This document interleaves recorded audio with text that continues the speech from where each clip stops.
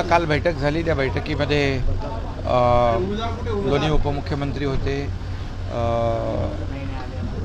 इतर मंत्री होते, भुजबळ साहेब होते, सर्वजण होते आणि त्यामध्ये चर्चा झाली, सकारात्मक चर्चा झाली ओबीसी समाजाच्या नेत्यांच्या बरोबर।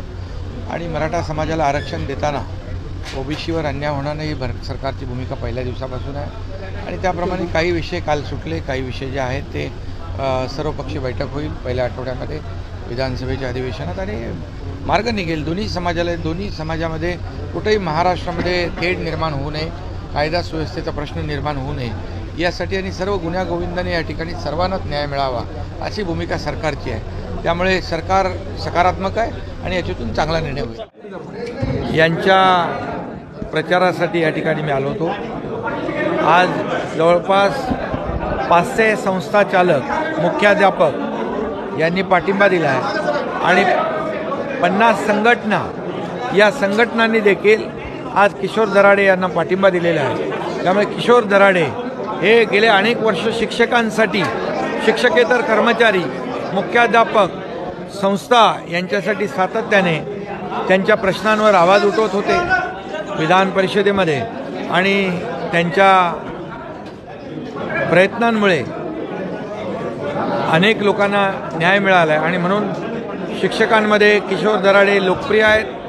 एक हक्काचा आमदार म्हणून त्यांचं नावलौकिक आहे आणि त्यामुळे त्यांचा विजय निश्चित आहे आणि म्हणून लोकांनी देखील भरभरून आज त्यांना पाठिंबा दिलेला आहे। ठीक आहे, आता जे काही निवडणुकीमध्ये सगळे उमेदवार एक दुसरे लढत असतात, पण किशोर दराडे हे 100% कामाच्या जोरावर या निवडणुकीत विजयी होते।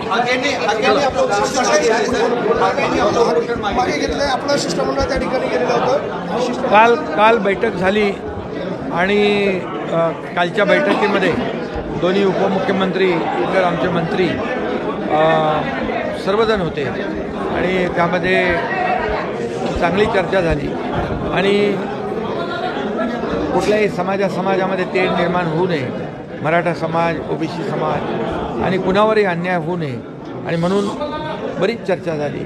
त्यामध्ये एक अधिवेशनाच्या काळात पहिल्या आठवड्यामध्ये काही मुद्द्यांवर, काही विषयांवर सर्वपक्षीय बैठक घेण्याचंही ठरलं आणि त्यामुळे आज त्यांनी शासनाच्या शिष्टमंडळाला मान देऊन त्यांनी उपोषण मागे घेतलेलं आहे।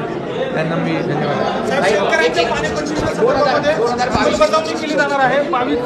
महाविकास आघाडीचा निर्णय होता, महाविकास आघाडीचा निर्णय होता महत्त्वाचा